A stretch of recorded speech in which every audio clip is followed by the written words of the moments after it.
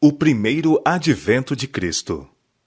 Fui conduzida ao tempo em que Jesus devia assumir a natureza humana, humilhar-se como homem e sofrer as tentações de Satanás. Seu nascimento foi destituído de grandeza mundana. Ele nasceu em um estábulo e teve por berço uma manjedoura. Contudo, seu nascimento foi muito mais honrado do que o de qualquer dos filhos dos homens. Anjos celestiais informaram os pastores do advento de Jesus, e luz e glória de Deus acompanharam seu testemunho. A hoste celestial tangeu suas harpas e glorificou a Deus. Triunfantemente anunciaram o advento do Filho de Deus a um mundo caído, a fim de cumprir a obra de redenção e trazer paz, felicidade e vida eterna ao homem, mediante sua morte. Deus honrou o advento de seu Filho. Os anjos o adoraram. Anjos de Deus pairaram sobre a cena de seu batismo. O Espírito Santo desceu sob a forma de uma pomba e resplandeceu sobre ele. E ficando o povo grandemente admirado com os olhos fixos nele, ouviu-se do céu a voz do Pai dizendo: Tu és o meu Filho amado, em ti me comprazo. João não estava certo de que era o Salvador que viera para ser por ele batizado no Jordão. Mas Deus lhe prometera um sinal pelo qual conheceria o Cordeiro de Deus. Aquele sinal foi dado ao repousar sobre Jesus a pomba celestial, e a glória de Deus resplandeceu em redor dele. João estendeu a mão, apontando para Jesus, e com grande voz exclamou: Eis o Cordeiro de Deus, que tira o pecado do mundo. São João, capítulo 1, verso 29. João informou seus discípulos de que Jesus era o Messias prometido, o Salvador do mundo.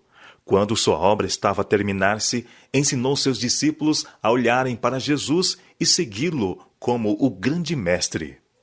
A vida de João foi triste e abnegada. Ele anunciou o primeiro advento de Cristo, mas não foi-lhe prometido testemunhar seus milagres e gozar do poder manifestado por ele. João sabia que quando Jesus se estabelecesse como ensinador, ele, João, deveria morrer. Sua voz raras vezes era ouvida, exceto no deserto. Sua vida era solitária. Não se apegou à família de seu pai para gozar de sua companhia, mas deixou-os a fim de cumprir sua missão.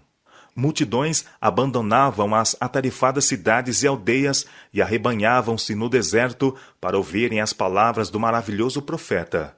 João punha o machado à raiz da árvore, reprovava o pecado sem temer as consequências e preparava o caminho para o Cordeiro de Deus. Herodes sentiu-se afetado ao ouvir os poderosos, diretos testemunhos de João. E com profundo interesse, indagou o que precisava fazer para tornar-se seu discípulo. João estava familiarizado com o fato de que ele estava prestes a casar-se com a mulher de seu irmão, estando o marido ainda vivo, e fielmente declarou a Herodes que isto não era lícito. Herodes não estava disposto a fazer qualquer sacrifício. Casou-se com a esposa de seu irmão e, por sua influência, apoderou-se de João e o aprisionou, com o propósito, porém, de libertá-lo. Enquanto confinado na prisão, João ouviu por intermédio de seus discípulos a respeito das poderosas obras de Jesus. Ele não podia ouvir suas graciosas palavras, mas os discípulos informaram-no e confortaram-no com o que ouviam. Logo foi decapitado, por influência da esposa de Herodes. Vi que os mais humildes discípulos que seguiam a Jesus testemunhavam seus milagres e ouviam as confortadoras palavras que caíam de seus lábios. Eram maiores do que João Batista.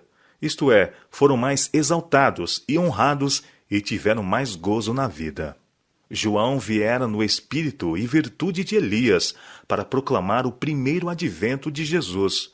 Representava os que sairiam no espírito e virtude de Elias, para anunciar o dia da ira e o segundo advento de Jesus. Depois do batismo de Jesus no Jordão, foi ele conduzido pelo Espírito ao deserto para ser tentado pelo diabo. O Espírito Santo o havia preparado para aquela cena especial de atrozes tentações. 40 dias foi tentado por Satanás, e nesses dias nada comeu. Tudo em redor dele era desagradável, e de modo que a natureza humana seria levada a recuar.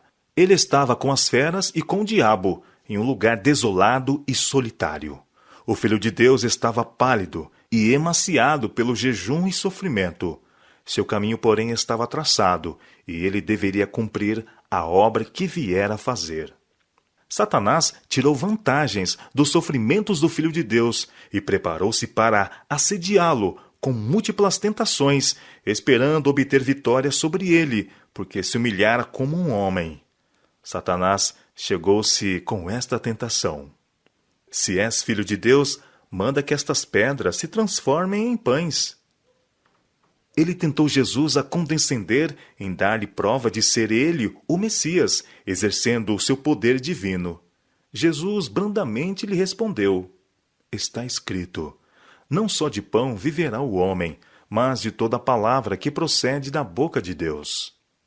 Satanás estava a procurar discussão com Jesus quanto a ser ele o Filho de Deus. Referiu-se à sua condição fraca e sofredora, e jactanciosamente afirmou que era mais forte do que Jesus. Mas a palavra do céu falada, tu és o meu filho amado, em ti me comprazo, foi suficiente para alentar a Jesus através de todos os seus sofrimentos. Vi que Jesus nada tinha a fazer quanto a convencer Satanás acerca de seu poder, ou de ser ele o salvador do mundo. Satanás tinha prova suficiente da posição exaltada e da autoridade do Filho de Deus. Sua indisposição para render-se à autoridade de Cristo excluíra-o do céu. Satanás, para manifestar o seu poder, levou Jesus a Jerusalém e pô-lo no pináculo do templo, e ali o tentou para dar prova de que ele era o Filho de Deus, lançando-se abaixo daquela altura vertiginosa. Satanás chegou-se com as palavras da inspiração: porque está escrito, aos seus anjos ordenará a teu respeito que te guardem, e eles te sustentarão nas suas mãos para não tropeçarem em alguma pedra. Jesus, respondendo, lhe disse: dito está, não tentarás ao Senhor teu Deus. Satanás quis fazer Jesus vangloriar-se com a misericórdia de seu Pai e arriscar sua vida antes do cumprimento de sua missão. Ele tinha esperado que o plano da salvação fracassasse, mas este plano estava muito profundamente estabelecido para que fosse subvertido ou prejudicado por Satanás. Cristo é o exemplo para todos os cristãos. Quando eles são tentados ou são discutidos os seus direitos, deveriam suportá-lo pacientemente. Não deveriam entender que têm direito de apelar para o Senhor a fim de ostentar seu poder, para que possam alcançar vitórias sobre os seus inimigos, a menos que possa Deus ser diretamente honrado e glorificado por meio disso. Se Jesus se houvesse lançado do pináculo do templo, não teria glorificado seu Pai, pois ninguém teria testemunhado o ato a não ser Satanás e os anjos de Deus, e teria sido tentar ao Senhor o ostentar seu poder ao seu pior adversário. Isso teria sido condescender com aquele a quem Jesus viera para vencer.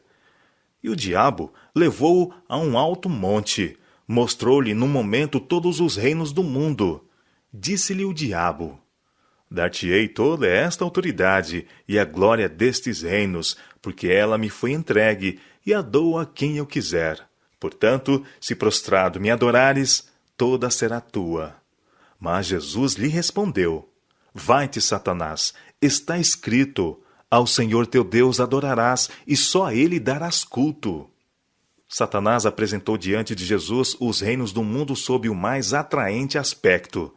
Se Jesus o adorasse ali, oferecer-se-ia para abandonar suas pretensões a posses na terra. Se o plano da salvação fosse executado e Jesus morresse para remir o homem, sabia Satanás que seu poder deveria limitar-se e finalmente ser tirado, e que ele seria destruído. Portanto, foi seu meditado plano impedir, sendo possível, o cumprimento da grande obra que havia sido começada pelo Filho de Deus. Se o plano da redenção humana falhasse, Satanás conservaria o reino a que tinha ele então pretensões, e sendo ele bem-sucedido, lisonjeava-se de que reinaria em oposição ao Deus do céu. Satanás exultou quando Jesus depôs seu poder e glória e deixou o céu. Achou que o Filho de Deus estava então posto sob o seu poder. A tentação fora tão expedita com o santo par no Éden que ele esperou pelo seu poder e enganos satânicos derrotar mesmo o Filho de Deus e por este meio salvar sua própria vida e reino. Se ele pudesse tentar Jesus a afastar-se da vontade de seu Pai, seu objetivo estaria ganho. Mas Jesus defrontou o tentador com uma repreensão: vai-te, Satanás. Ele deveria curvar-se unicamente ante seu Pai. Satanás pretendia como seu o reino da terra e insinuou a Jesus que todos os seus sofrimentos poderiam ser evitados, que não necessitava morrer para obter os reinos deste mundo. Se o adorasse, poderia ter todas as possessões da terra e a glória de reinar sobre elas.